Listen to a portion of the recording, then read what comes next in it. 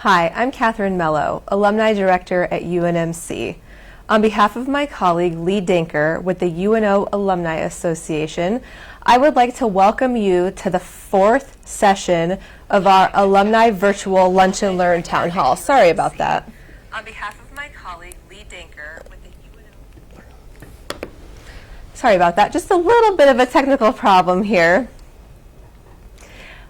Since we've started this series, we have created a bunch of content that we hope has been informative and interesting through a collaboration between our two alumni associations.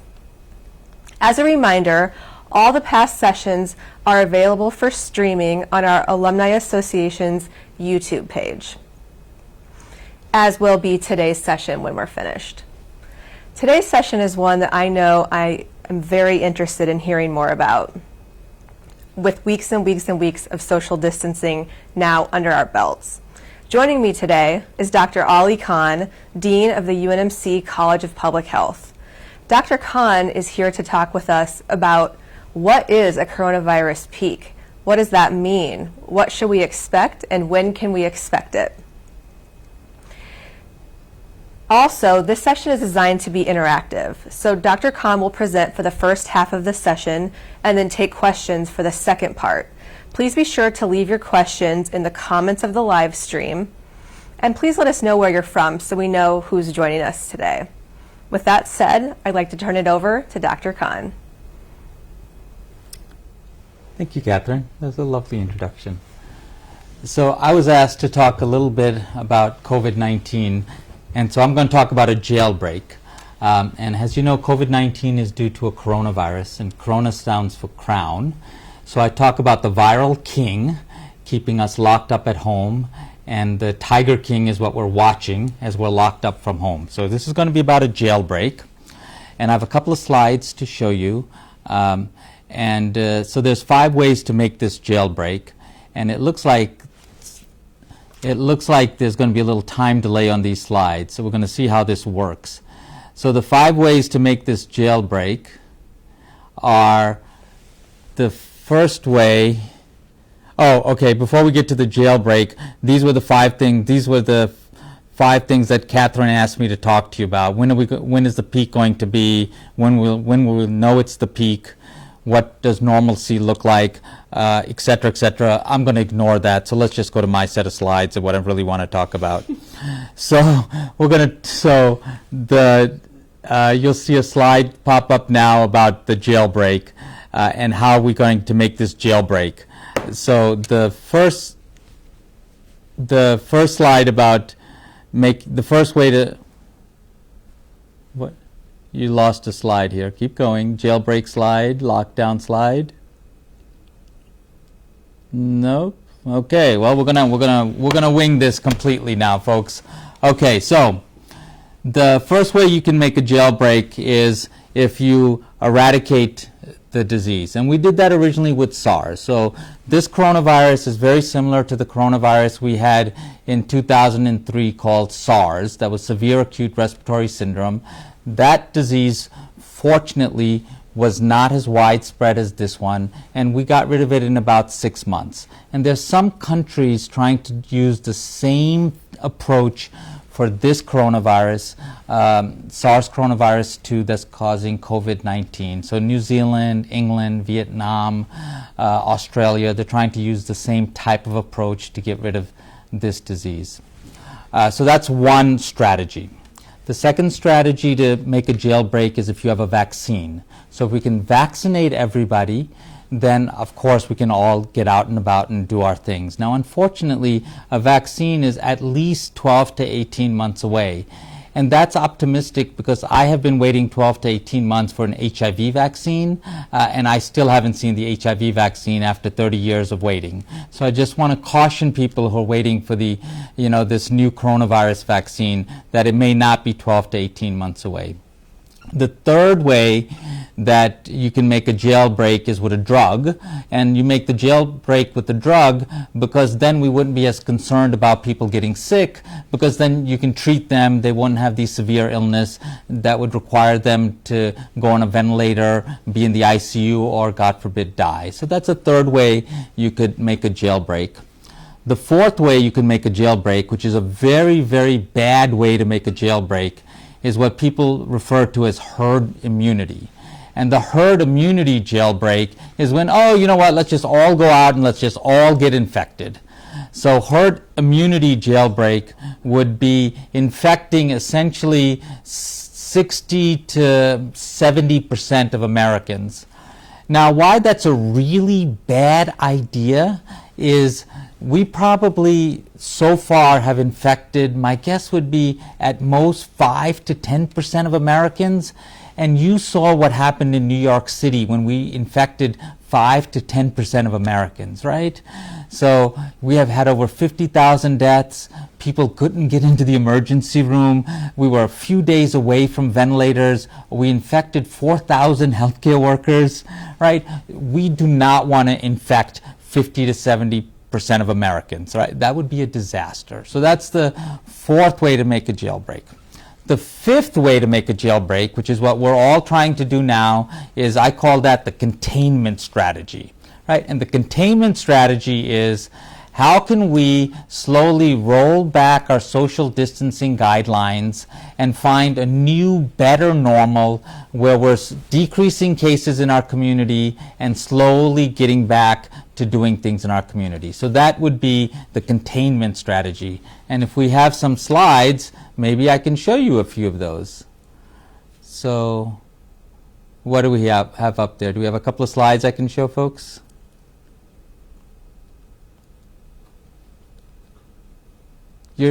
So you're showing people right now so what you're seeing on this slide is a little science slide. And the reason I'm showing this slide to you is to make the point that the reason this disease is so difficult to treat is that people are infectious before they have symptoms. And that is why this has been difficult to get under control and why it has not been like SARS in 2003. And this is why, as part of our containment strategy, we need to do that contact tracing. We need to find these individuals who are contacts very quickly and get them in quarantine, because even if they're really good citizens and they know if they get sick, they need to stay home, they could be infectious 2 days before they get sick and still be out and about. So that's why I showed that slide, why contact tracing is so important.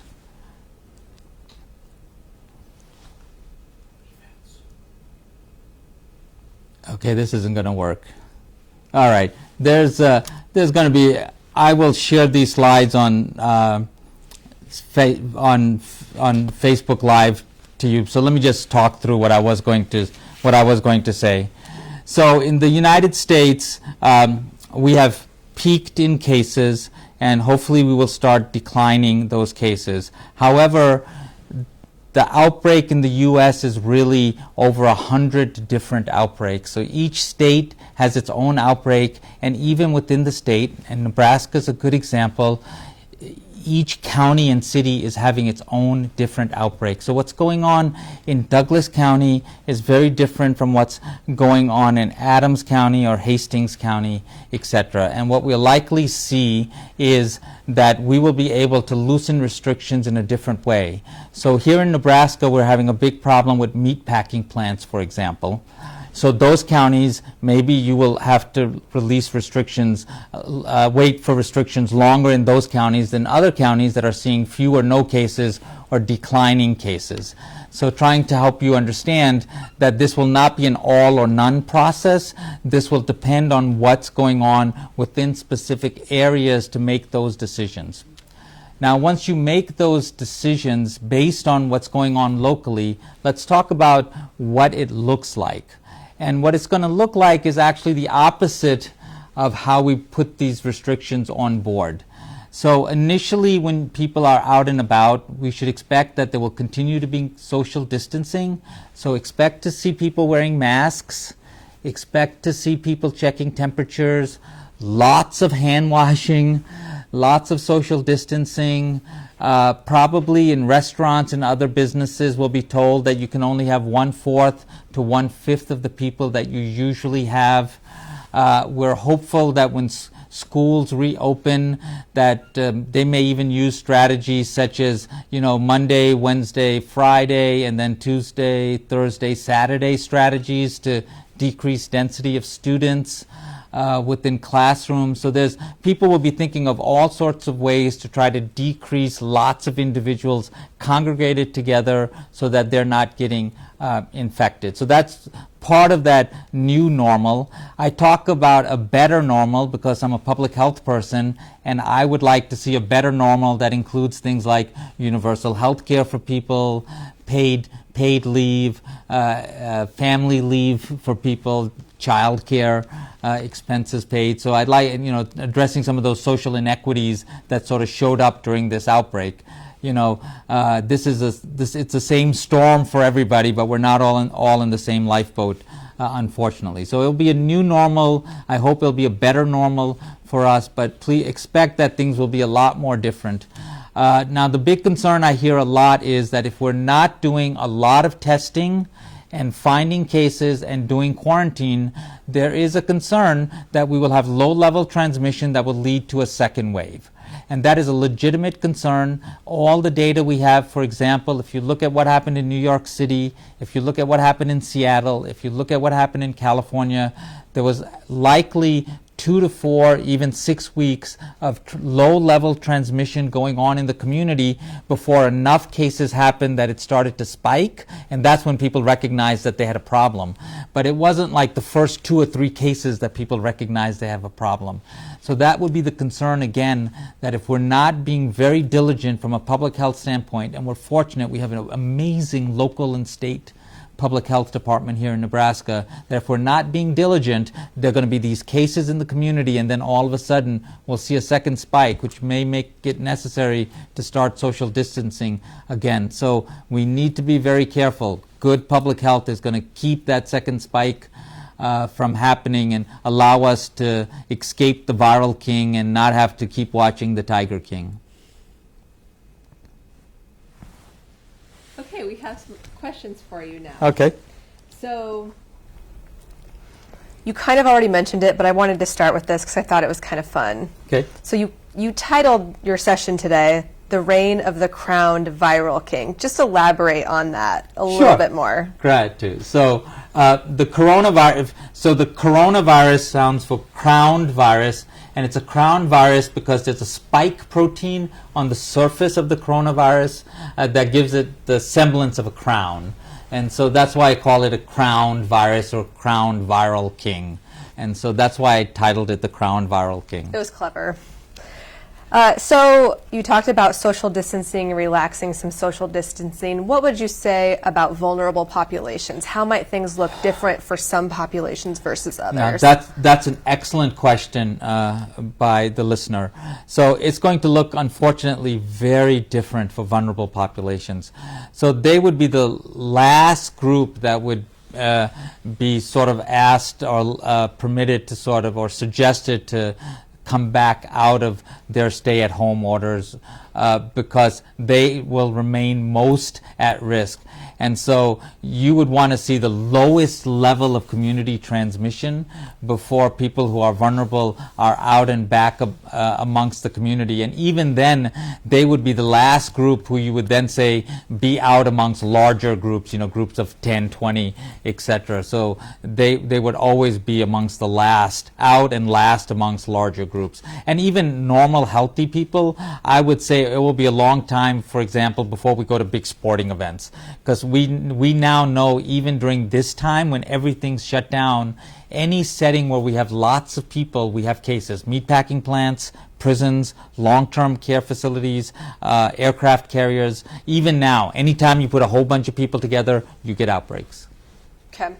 Let's talk a little bit about the peak itself. We have a question from a listener about the peak. So first of all, maybe just start out and maybe define the peak. What does that mean? And then This is a very more specific question about the parameters that are utilized to predict the timing of a peak, how they're different, maybe in Nebraska versus South Dakota or somewhere else. Okay, so that's an excellent question. So the peak essentially is when you have the most cases, and there's different peaks. So the peak for cases will be different than the peak for deaths because deaths follow cases.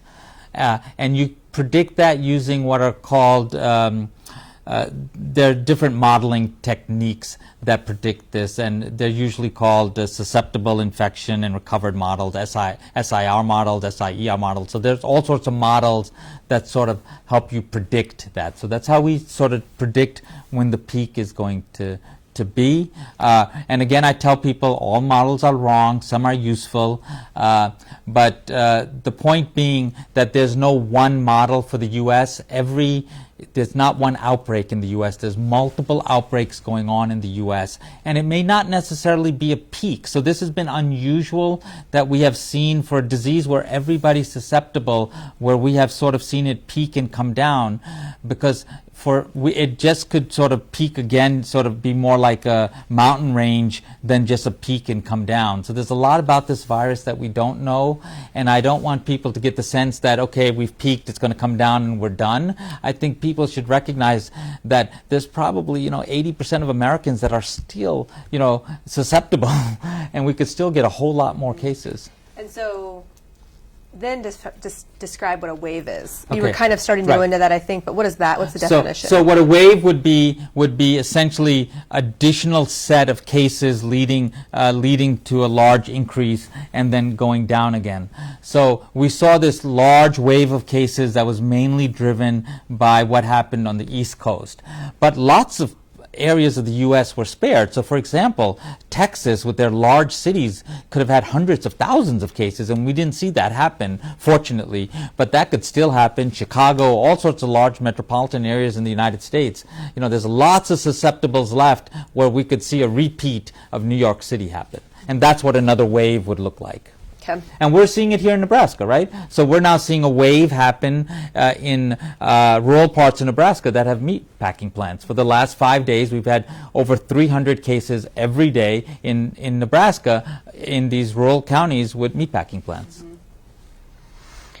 So switching subjects a little bit, mixed messages about masks. Who should wear one? Where should we wear one?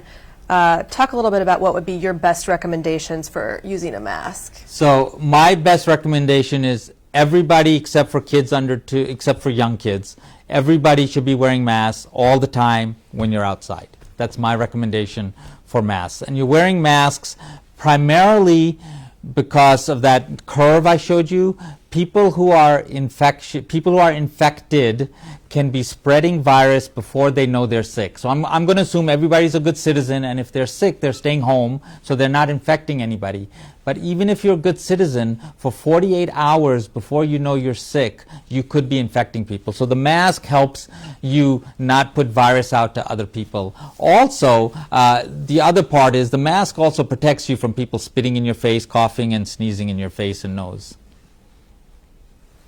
What about women who are pregnant? Anything special you'd want to talk to women who are expecting?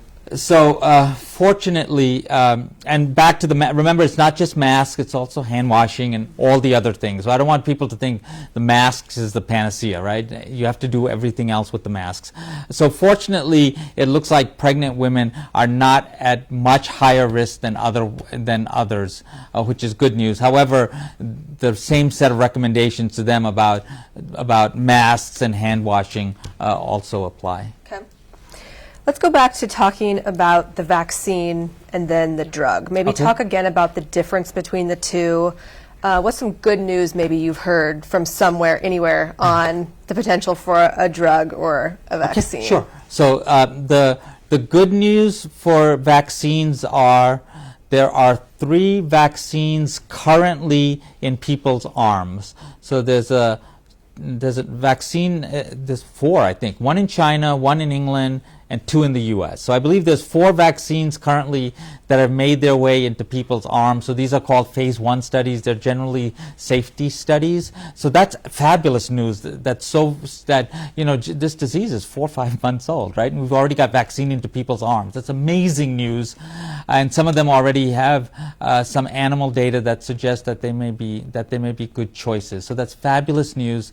But again, having a vaccine that you start a phase 1 study on does not mean you will eventually get to phase 3 studies and that it will work in the end. But the good news is that there are already vaccines in people's arms, and I believe there's 60 vaccine candidates out there. Okay, so that's the good news. If you wanted the good news, okay, good news.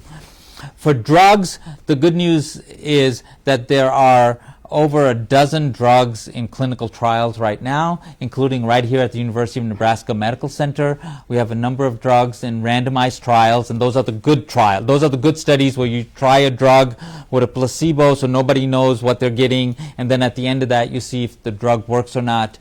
So the University of Nebraska Medical Center is actively engaged in those studies. And hopefully some of those studies will show that some of the drugs that we're testing may actually work. So there's good news on that front. There's nothing at this point that we know does work, but hopefully of the numerous drugs that are being tested, something would be helpful. Okay. I'm going to shift gears just a little bit on you. Okay. Talk about rural areas. Okay. There's some disparities in rural areas about healthcare workers and what differently may be done there, if anything, to help out in those communities. So excellent question, especially given here Nebraska and a focus for the college and the university on rural Nebraska. So rural Nebraska has its own set of challenges with their critical hospitals, which are actually all hospitals in America are suffering right now as we've stopped elective procedures and people are not going to the hospital. But do they have enough beds? Do they have enough healthcare workers to provide care to the patients? A number of the hospitals in rural Nebraska, now that they're seeing patients, have to send them out of their community, and so they need to make sure they have the emergency medical services are trained and ready to do that, and that they're able to take care of the patients who do show up. So those are the challenges in rural Nebraska. Then they have the challenges, obviously, as we've been seeing with the meatpacking plants. They have the challenges with the long-term care facilities there, and then they have the challenges of having enough resources not just in the healthcare space but in the public health space and local public health space. So rural Nebraska has its own set of challenges, just as urban Nebraska has its own set of challenges. As we've seen here in Omaha, for example, we have a disproportionate number of people who are black who have been infected with the COVID-19. So different parts of the state have their own challenges, and why I like to talk about not a new normal, but I like to talk about a better normal after this outbreak. Mm-hmm. So let's talk a little bit about, obviously it's in the news that there are some states that are starting to release some restrictions and starting to open back up, so to speak. Talk a little bit about the frontline workers. What should they maybe do to help protect themselves, and what are some guidelines as we start to release some of this, relax some of the social distancing? Sure. So do you have which frontline workers, Catherine? Thinking of like perhaps restaurant workers. Okay, so people in restaurants, sure, and stuff like that. So there's two pieces. In my mind, there's always two pieces to this. One piece is, how are you protecting the employees? So if you're a restaurant worker, you want to make sure that everybody who works in the restaurant, so that's talking about employees, is healthy, right? So are there good management practices that if somebody is sick, doesn't show up at work, because then they're putting you at risk, right? So there's those practices within the restaurant, and we usually layer them as people who are sick don't show up. What are practices around within the building around air exchange? There's all sorts of things around the building, no knobs, no handles, things you can do in the building, and then administrative practices to make it safe for you to come, sick leave, etc. All the things we need to do so that sick people don't show up and you're safe. Make sure there's protective equipment for you, a mask and other things, hand washing stations, etc. So that's one piece. But then there's a second piece, which is the customers who come in. What is the restaurant or the facility doing to make sure that the customers who come in aren't also infecting you, right?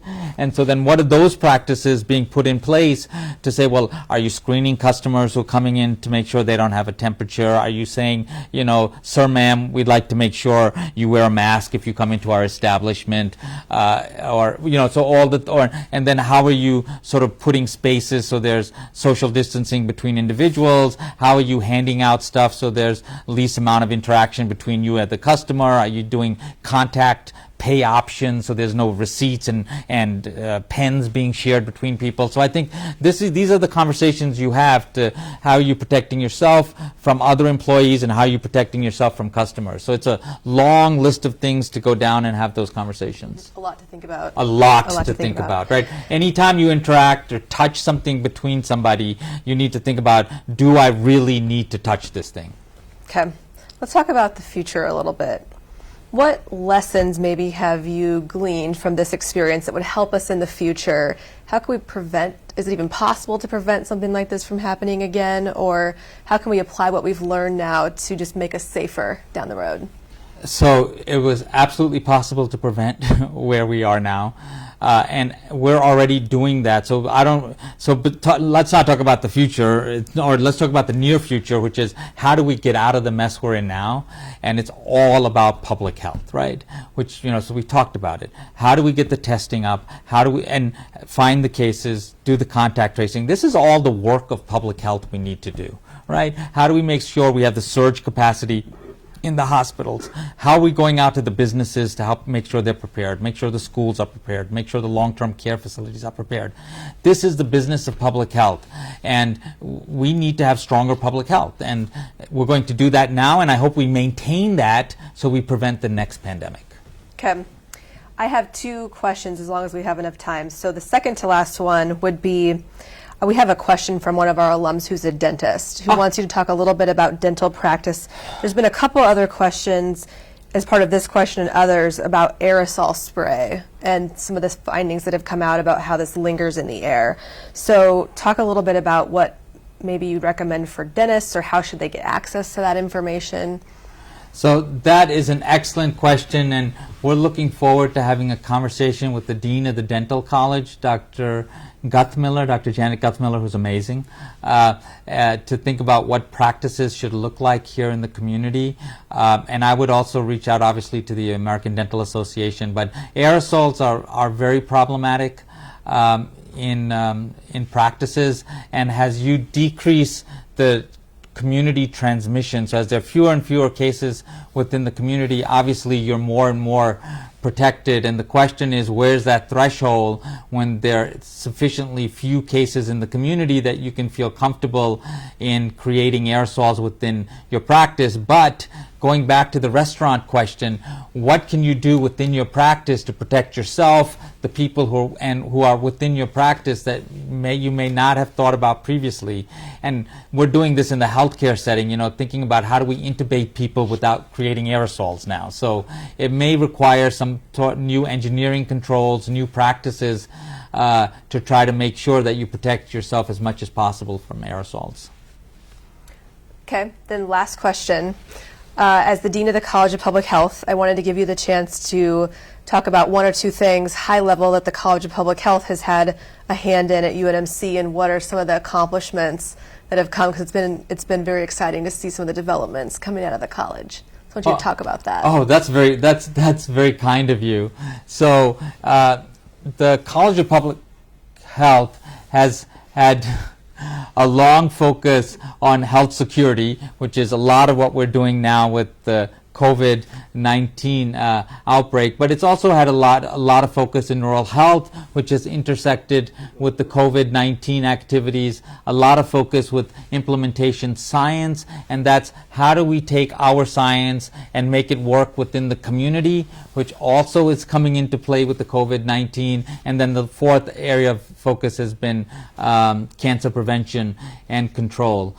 So it's been nice to see that the work we have been doing for the last decade or so to become the premier college of public health has played out well. We have an amazing community that we work in, amazing partners that we work for, and it's nice that when I say public health now, everybody knows what I'm talking about. I don't have to explain public health, and I'm looking forward to the continued support of our listeners right now and our community for the College of Public Health and public health here in the state of Nebraska. Thank you so much for being with us today, and sorry about the technical difficulties we experienced at the beginning. We'll get the information online for everyone to be able to see, and we'll get to those questions that we didn't get a chance to answer. Just a couple closing reminders for you. Our series will continue next week, May 5th at 12:30 on Facebook Live. The topic for next week is avoiding COVID-19 scams. So we're talking about cybersecurity next week. Many of our alumni have asked how they can show their support right now. On your screen, you'll see a link to the Maverick Food Pantry, which serves students both at UNO and UNMC. There's a link there if you'd like to make a contribution. And finally, just on a more personal level, we want to know how you, our alumni, are doing. There's email addresses on the screen for our 2 alumni associations. Drop us a note and let us know how it's going for you. Thank you very much for joining us, and we look forward to seeing you next week.